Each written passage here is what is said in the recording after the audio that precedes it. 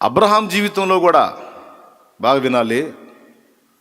Abraham జీవితంలో కూడా కొన్ని అడుగులు దేవుడు అభ్యంతరపడే అడుగులు పడినా వాటి విషయంలో దేవుడు కనికరం చూపి తిరిగి సరిచేసి అబ్రహాం లైన్లో తీసుకున్నాడు. వదిలిపెట్టలా. పిలిచినవాడు నమ్మదగినవాడు, వాగ్దానం చేసినవాడు నెరవేర్చి తీరుతాడు.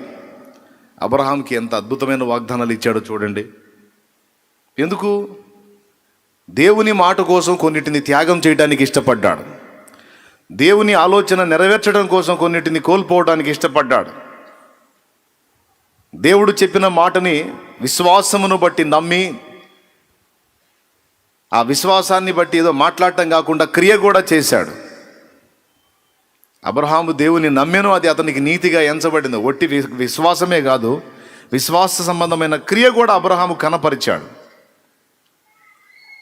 నువ్వు నన్ను నమ్ముతున్నావా? అవును దేవా నమ్ముతున్నా. అట్లయితే నీ తండ్రి ఇంటిని విడిచిరా, నీ స్వదేశమును స్వజనమును విడిచిరా, ప్రక్కకు రమ్మన్నాడు.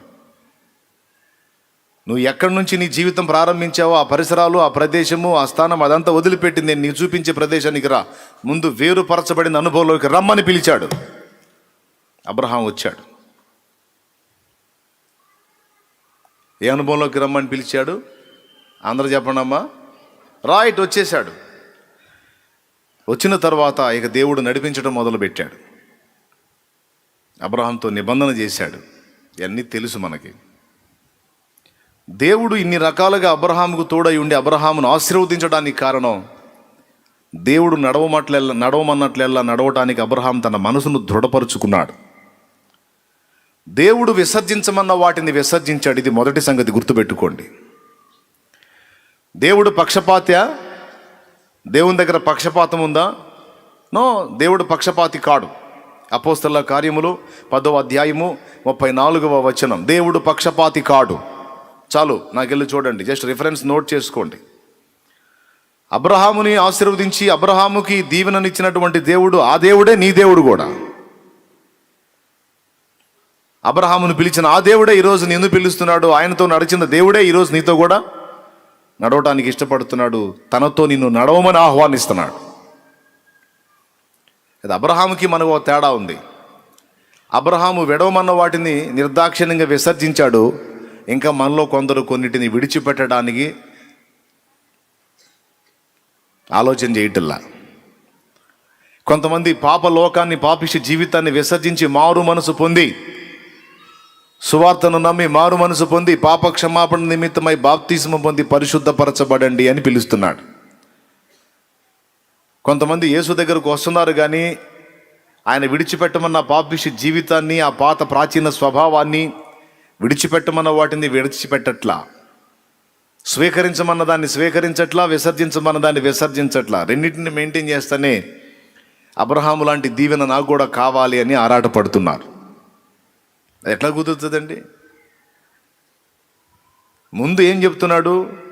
నేను చెప్పినట్లు నువ్వు చెయ్యి, నేను నడవమన్నట్లు నువ్వు నడువు, నేను నిన్ను ఇలా చేస్తాను. ఆశీర్వాదాలు వాగ్దానం చేస్తున్నాడు, కానీ దానికి ముందు కొన్ని షరతులు వర్తిస్తాయని చెప్తున్నాడు.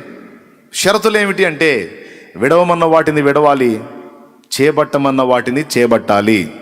ఇది నేను ఎరిగి ఉన్నాను. దేవుని ఎరిగిన ఆ తొలి దినం నాటి నుంచి నేటి వరకు దేవునికి నచ్చని వాటిని విసర్జించడానికి నాకు శక్తి ఉన్న కొలది, దేవుడు నాకు ఇచ్చిన శక్తి కొలది నేను పోరాడుతూనే ఉన్నాను. ఇది దేవుడికి నచ్చదు. దేవుడు దీన్ని విసర్జించమన్నాడు. ఆ విసర్జించమన్న దాన్ని నేను చేపట్టి ఉండకూడదు, విసర్జించాలి అంతే. దాని మీద పోరాటం చేయాలి, దాన్ని వదిలేయాలి.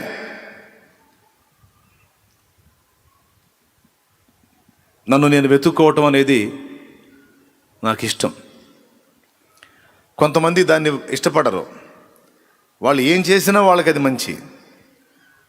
నా నుండి కూడా కొన్ని తప్పులు జరిగాయని ఒప్పుకోలేరు. నేను కూడా తేడా పడ్డానని ఒప్పుకోలేరు. నేను ఏది చేసినా కరెక్టే, ఎదుటోళ్లే తేడా, ఎదుటోళ్లే తప్పని పొద్దుస్తమానం ఎదుటోళ్ళలో వెతుకుతా ఉంటారు. ఒక హాస్యాస్పదమైన విషయం ఏంటంటే, రేపు క్రీస్తు న్యాయపీఠం ముందుకు పోయినప్పుడు, దేవుని ముందుకు పోయినప్పుడు వీరు ఘోరంగా సిగ్గుపరచబడతారు. ఎందుకంటే దేవుడు ఫస్ట్ వెతుక్కోమంది మనల్ని మనం వెతుక్కోమన్నాడు, మనల్ని మనం విమర్శించుకోమన్నాడు, మనలో ఉన్న లోపాలు వెతకమన్నాడు. మనల్ని మనం సమర్థించుకుంటూ మనలో ఉన్న లోపాలను పట్టించుకోకుండా ఏ పొద్దు ఎదుటి వాళ్ళలో రంధ్రాన్వేషణ చేయడానికి అలవాటు పడితే రేపు న్యాయపీఠం ముందుకు పోయిన తర్వాత ఎదుటి వాళ్ళ సంగతి ఏంటని మొదట అడుగుతాడా, నీ సంగతి ఏంటని మొదట అడుగుతాడా? నీ కంటిలోనున్న దూలము నెంచక నీ సహోదరుని కంటిలో ఉన్న నలుసు తీయడానికి నువ్వు ప్రయత్నం చేస్తున్నావు.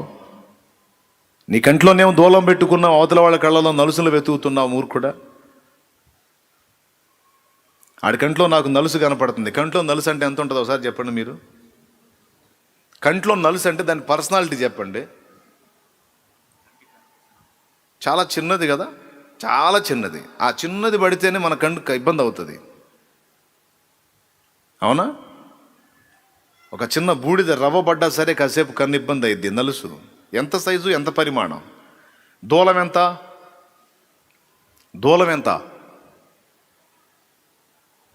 పెద్దది. ఒక దూలం లేపాలంటే 4-5 మనుషులు బట్టిన లేవదు. దూలం ఏం పెద్ద అయినా లావు పొడవు మొయ్యలేం దూలాన్ని. ఎదుటివాడి విషయంలో నువ్వు చేసే విమర్శ, నువ్వు చూపించే లోపం నలుసురా, కానీ నీ దగ్గర ఎగ్దం నాకు దూలమే కనపడుతుంది అంటే అర్థం ఏంటంటే ఫస్ట్ ప్రతి మనుషుడు గుర్తుపెట్టుకోలేడు, సేవకుడైనా విశ్వాసైనా పరిచారకుడైనా, ఎదుటి వాళ్ళ నేను చూపించే ఆరోపణ నా దేవుని దృష్టికి అది నలుసే, కానీ నా విషయంలో దేవుడు నా మీద ఆరోపిస్తున్న ఆరోపణ ఒక దూలం. కాబట్టి ముందు ఎదుటి వాళ్ళ సంగతి సెకండు, ముందు అసలు నా బతుకేంది, నా సంబడం ఏంది, నా వ్యవహారం ఏంది, నా సంసారం ఏంది, నా కథ ఏంది, కమామిషి ఏందని ముందు నన్ను నేను విమర్శించుకోవాలి అని దేవభక్తి సాధకుడైన వాడికి ఫస్ట్ ఈ పాఠం అర్థం కావాలి. వాడు ప్రయోజకుడు అవుతాడు, వాడు దేవుని చేతిలో ఆశీర్వదించబడతాడు, వాడు వాడబడే అవకాశం ఉంది. ఈ ప్రాముఖ్యమైన విషయాన్ని లక్ష్య పెట్టకుండా ఎదుటి వాళ్ళ విషయంలో పొద్దస్తమానం వెతుకులాటలో ఉన్నట్లయితే రేపు జడ్జిమెంట్లోకి వెళ్ళినప్పుడు అయ్యా చాలామంది రంధ్రాలు వెతికావు, నీ సంగతి ఏందని అడిగినప్పుడు తెల్లముఖం వేసుకొని చూసుకోవాలి. నేను బాగానే ఉన్నాను కదా దేవా అంటే ఎక్కడ్రా, నువ్వు వాళ్ళందరిలో చూపించిన లోపాలేమో నలుసులురా, నీ దగ్గర ఇంతలా దూలం ఉందని ఎవడు బతుకు వాడికి చూపిస్తే రేపు గాలి తుస్సున పోయింది. అందుకే నేనైనా నన్ను వెంబడించేటువంటి ఏ బిడ్డకైనా, సేవకుడైనా, విశ్వాసం అందరికైనా చెప్పేది ఏంటంటే ఫస్ట్ మిమ్మల్ని మీరు విమర్శించుకోవటం అనేది నేర్చుకోండి. ఏంటి ఫస్ట్ ఎవరికి వాళ్ళు మానస ఏం చేయాలమ్మా, మనల్ని మనమే. అది భక్తి సాధకుల లక్షణం. తర్వాత మనం జాగ్రత్తగా ఉండి మనం ఎప్పుడైతే మనలోకి మనం చూస్తాం, విమర్శించుకోగలుగుతామో ఫస్ట్ మనం ఏమవుతాం తెలుసా? దీనులం అవుతాం.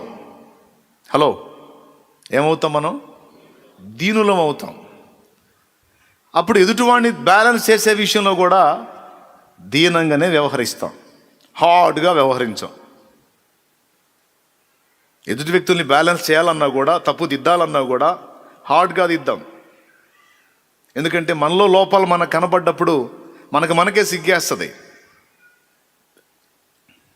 అప్పుడు ఎదుటి వ్యక్తి తేడా పడితే కూడా అర్థం చేసుకొని ఆ వ్యక్తిని సాఫ్ట్గా దిద్దుబాటు చేయడానికి ప్రయత్నం చేస్తాం తప్ప తొందరపడి తూలనాటం కానీ, ఎగతాళి చేయటం కానీ, వ్యంగ్యంగా ప్రవర్తించడం కానీ, మాట్లాడటం కానీ ఈ లక్షణాలు ఉండవు. ఈ వ్యక్తిత్వం సాధన చేయాలి. దేవుడు ఏది విసర్జించమన్నాడు, ఏది చేయమన్నాడు, ఏది చేపట్టమన్నాడు, ఏది వదిలేయమన్నాడు అనేది మేజర్ పాయింట్. అది వెతుక్కోవటం మొదలుపెట్టా. ఫస్ట్ ఎదుటోళ్ళలో వ్యవహారాలు వెతకటం ఎంత చాకిరి, అదేం పెద్ద పని. వంక పెట్టాలంటే ఏ పాయింట్కైనా వంక పెట్టచ్చు. వంక పెట్టాలంటే ఏ పాయింట్కైనా వంక పెట్టచ్చు. చిన్నప్పుడు ఒక కథ ఒకటి చెప్పుకునేవాళ్ళం పిల్లలం, ఆకతాయి పిల్లలం. వంక పెట్టాలంటే ఎట్లయినా పెట్టవచ్చు, ఏడిపించాలంటే ఎట్లయినా ఏడిపించవచ్చు అని. నా చిన్నప్పుడు పిల్లల్ని ఏడిపించేవాడిని నేను ఈ కథ చెప్పి. ఒరే, ఓ పెద్ద ఆవిడ బావి మీద కూర్చొని సూదితో చీర కుట్టుకుంటుంది. చీర ఈలోపు సూది జారి, ఆ దారం తెగి సూది జారి బావిలో పడింది. బయటికి ఎట్టొచ్చిద్దిరా అని అడిగేవాడిని. బయటికి ఎట్టొచ్చిద్ది అనగానే నేను అనేవాడిని, బయటికి ఎట్టొచ్చిద్ది అంటే వచ్చిద్దా అనేవాడిని. అంటాడు వాడు. అంటే వచ్చిద్దా అంట. అరే అంటాడు. అరే అంటే వచ్చిద్దా అంటాడు. ఇక వాడు ఏ స్టిల్ ఇచ్చినా, ఏం మాట్లాడినా సరే అట్టంటే వచ్చిద్దా, ఇట్టంటే అరే ఏందిరా నువ్వు అంటాడు. అరే ఏందిరా నువ్వు అంటే వచ్చిద్దా, అబ్బో అంటాడు. అబ్బో అని తల మీద చేయి పెడితే వచ్చిద్దా అన్నాడు. నీకు దండం పెడతారా అనేవాడు. నీకు దండం పెడతారంటే వచ్చిద్దా. ఒక బాబు నన్ను వదులురా అంటాడు. ఒక బాబు నన్ను వదులురా అంటే వచ్చిద్దా.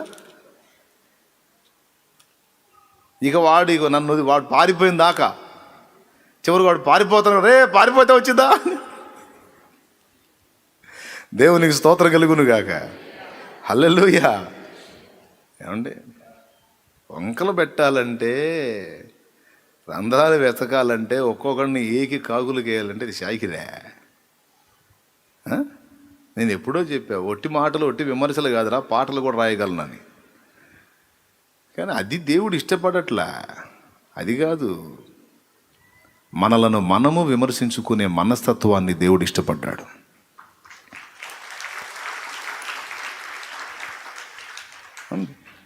ఆకులు రాలి ఫలములు లేని ఎండిన మోడునై నేను ఉంటిని. ఆకులు రాలి ఫలములు లేని ఎండిన మోడునై నేను ఉంటిని. ఎవరికి గాక ఏదరి లేక వ్యర్థముగా పిల్లలు బ్రతుకుచుంటిని. ఎవరికి గాక ఏదరి లేక వ్యర్థముగా పిల్లలు బ్రతుకుచుంటిని. ఆర్తధ్వని ఆలకించవా, ఆర్తధ్వని ఆలకించవా. తండ్రి నన్నాదరించవా, తండ్రి నన్నాదరించవా. ఏ యోగ్యత లేనివాడనో నీ ప్రేమతో ఆదరించుమా. ఏ యోగ్యత లేనివాడను నీ ప్రేమతో ఆదరించుమా. లోకమనే ఎడారిలో ఎండమావిని, పాపమనే నిశీదిలో నిలిచి ఉంటిని. లోకమనే ఎడారిలో ఎండమావిని, పాపమనే నిశీదిలో నిలిచి ఉంటిని. ఏ యోగ్యత లేనివాడనో నీ ప్రేమతో ఆదరించుమా. దేవునికి మహిమ. దేవుడు నాకు ఇచ్చిన పాటల్ని మీరు గమనించినట్లయితే యథార్థంగా నేను నా స్థితిని నేను ఒప్పుకుంటూ పాడుకుంటా. గాలికి ఊగే రెల్లైనా మనసు నెమ్మది లేక కదలుచున్నది. గాలికి ఊగే రెల్లైనా మనసు నెమ్మది లేక కదలుచున్నది. చేసిన దోషములు నన్ను తరుమగను, వేదనతో హృదయం అదరుచున్నది.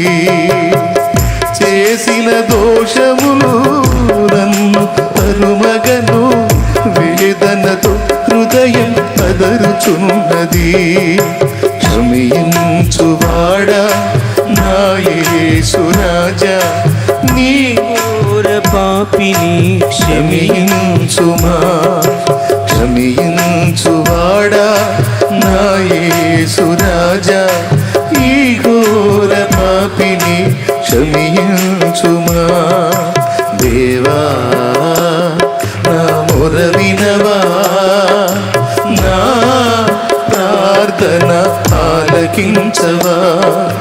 దేవా నా మొర వినవా, నా ప్రార్థన ఆలకించవా. నా పాపం నన్ను తరుమగా, నా ప్రాణము తల్లడిల్లగా నీ చెంతకు చేరినానయ్యా, నీ శరణి కోరినానయ్యా.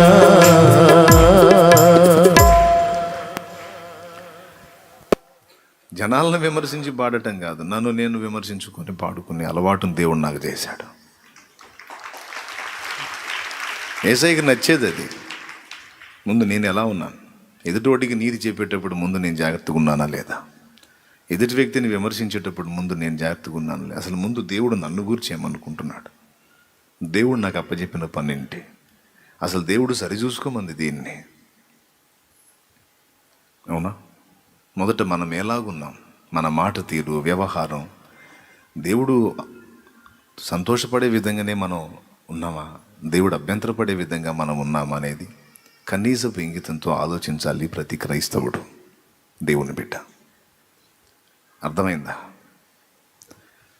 అప్పుడు మనల్ని మనం విమర్శించుకునే మనసు మనకున్నప్పుడు మనం గర్వహృదయంలాగా, అహంభావుల్లాగా, గొప్పవాళ్ళంగా మనం అనిపించం. కానీ మనం దేవుని ఎదుట దీనులంగా ఉంటాం, సహోదరుల ఎదుట కూడా దీనులంగా ఉంటాం.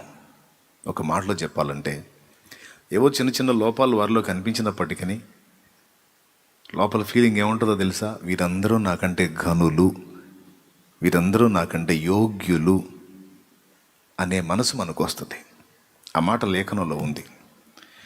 మీరు ఒకని మీద ఒకడు వృధాగా అతిశయపడక ఒకని కంటే ఒకడు యోగ్యులని తలంచుకొనుడి అన్నాడు.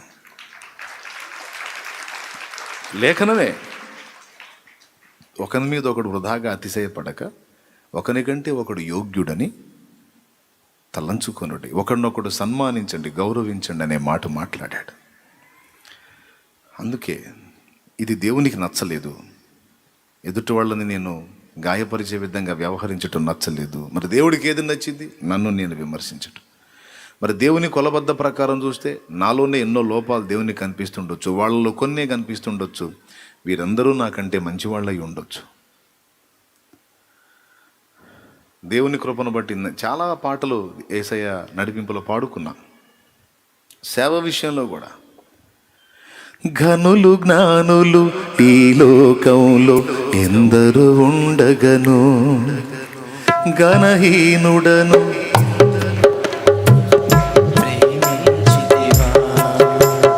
ఘనులు జ్ఞానులు ఈ లోకంలో ఎందరు ఉండగను, ఘనహీనుడను వెర్రివాడను నన్ను ప్రేమించితివా. ఏమున్నదయ్యా నీ కొరకు నాలో, ఏమున్నదయ్యా నీ కొరకు నాలో,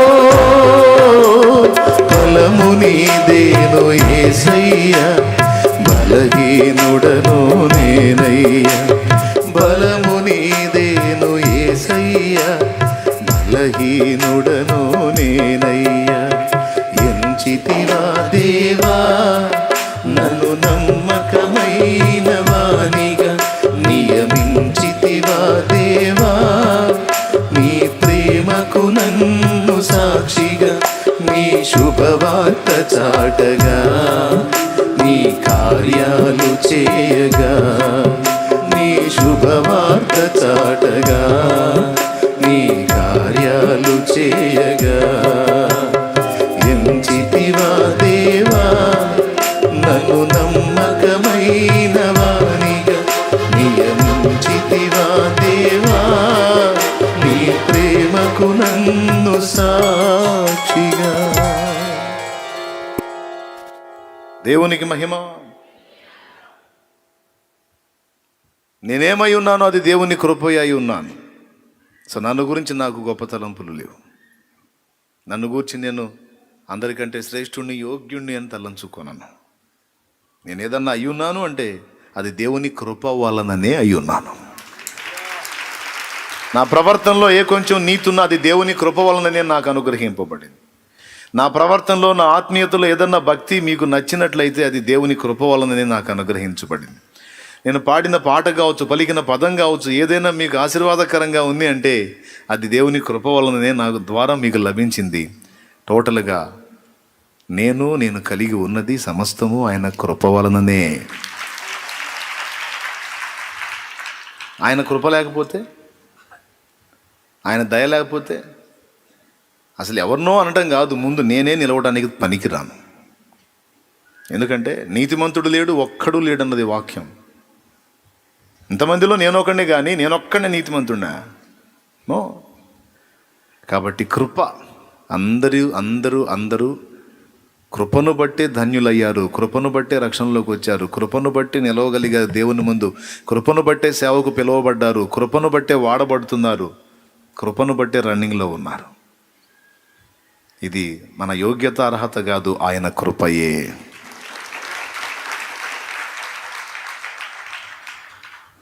కాదా?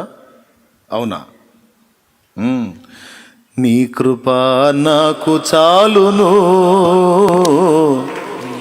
నీ కృప లేనిదే నేను బ్రతుకలేను, నీ కృప లేనిదే నే బ్రతుకలేను. ఎప్పుడో చెప్పేశాడు కదా. దేవునికి మహిమ. ఆ ఒక్క చరణం, ఆ ఒక్క పల్లవి చాలు. నీ కృప లేకపోతే నాకు ఎన్నో పాటలు పాడాడు కదా.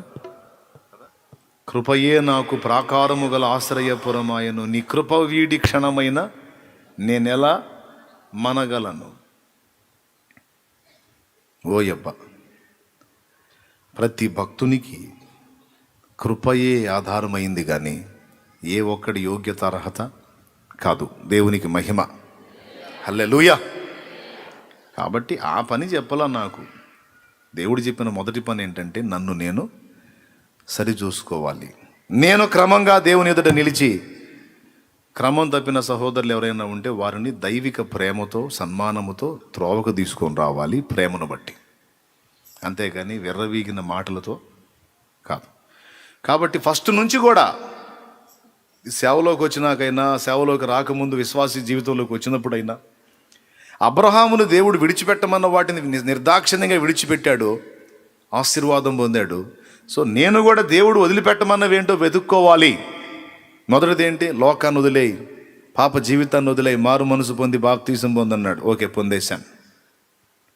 అప్పటిదాకా నాకున్నటువంటి వ్యసనాలు, బలహీనతలన్నీ వదిలేసుకుని ఆ రోజు నుంచి ఇవి దేవుడికి నచ్చవు కదా, ఎందుకు చేయాలి వీటిని, నేను వదిలేద్దాం. స్వచ్ఛందంగా తీర్మానించుకొని దేవుడు అసహించుకునే వాటిని విసర్జించి, యేసయ్యా ప్రతిదీ చెప్పయ్యా, ప్రతిదీ చెప్పయ్యా, వాళ్ళ తేడా వీళ్ళు తేడా వద్దయ్యా, ముందు నా తేడాలు నాకు చెప్పయ్యా, నా లోపాలు నాకు చెప్పయ్యా. తెలుపుము నా అంతము నాకు, తెలుపుము నా ఆయువు ఎంతో, తెలుపుము నా అంతము నాకు, తెలుపుము నా ఆయువు ఎంతో, తెలుపుము ఎంతల్పుడనో. నేను ఎంత అల్పుడో నువ్వు నాకు చెప్పు, లేకపోతే నేను గొప్పవాడిని అనుకుంటా, నా తలంపుల దృష్టిలో నేను గొప్ప యోగ్యుడిని అనుకుంటా, గర్విస్తా, అతిశయపూర్ణుడిని అవుతా. నా బ్రతికేమిటో, నేను ఎంత అల్పమైన వాడినో నాకు అర్థమయ్యేటట్టు చేయి తండ్రి. లేకపోతే నన్ను నేను యోగ్యునిగా చూసుకుని ఎదుటి వాళ్ళందరినీ అల్పుల్లాగా చూస్తానయ్యా. కాదయ్యా, నేను ఎంత అల్పుడినో, ఎంత అల్పురాలనో నాకు అర్థమయ్యేటట్టు చేస్తే అప్పుడు ఎదుటి వాళ్ళందరినీ గౌరవించి సన్మానించగలుగుతానయ్యా. అయ్యా నేను ఎంత అల్పుడినో నాకు చెప్పవా. చూడు భక్తుల మనస్సు. తెలుపుము నా అంతము నాకు, తెలుపుము నా ఆయువు ఎంతో,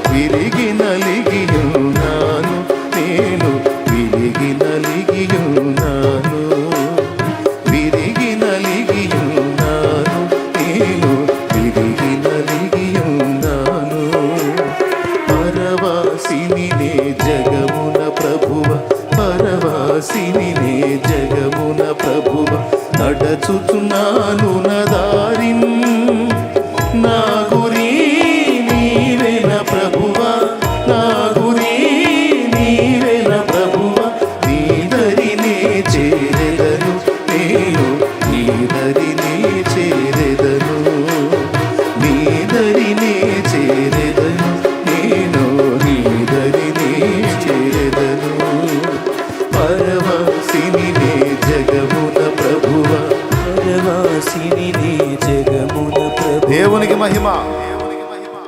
దేవభక్తి సాధకుడికి సాధకురాలికి మొదట ఉండవలసిన మనస్సు అది. దేవుని ముందు కూర్చొని అసలు నేనేందో నాకు చెప్పవయ్యా అని అడగాల. చిన్న విషయం కాదు, చాలా ముఖ్యమైన విషయం. నేనేందో నాకు చెప్పవయ్యా, సరి చేసుకుంటాను. నేను ఎంత అల్పుండో నాకు నేర్పించు తండ్రి, సరిదిద్దుకుంటాను అని దేవుని ముందు మనల్ని మనం విమర్శించుకునే ధోరణి. అట్లా ఈ పాయింట్ని తీసుకొని నేనేందో నాకు చెప్పయ్యా అన్న కాడి నుంచి ఇక ఆయన ఒక్కొక్కటి ఏవేవైతే నాలో లోపాలు చూపిస్తూ వచ్చాడో వాటన్నిటినీ సరి చేసుకొని ఆయనకు అభ్యంతరకరమైన రీతిని నడుచుకోకుండా ఆయన సంతోషపడే క్రియలే చేస్తూ ఆయన సంతోషాన్ని వెతుకుతూ ఆయన ముందు నడుస్తుంటే ఆయన వెంటబడి నడవాలనే ఆరాటంతో పరిగెత్తుతున్న నాటి నుంచి నేటి వరకు. ఎందుకు? ఆ ఒక్కడు నన్ను బట్టి సంతోషిస్తే, ఆ ఒక్కడు నాకు తోడై ఉంటే లోకం మొత్తం నాకు ఆపోజిట్లో ఉన్నా లెక్క చేయాల్సిన అవసరం లేదు. ఆ ఒక్కడు నా పక్షాన నిలబడితే చాలు, ఆ ఒక్కడు నాకు తోడై ఉంటే చాలు, ఆ ఒక్కడిని నేను సంతోష పెట్టగలిగితే చాలు, ఆ ఒక్కడు నన్ను బట్టి తృప్తి చెందితే చాలు, ఆయన నా కోసం ఏదైనా చేయగలుగుతాడు.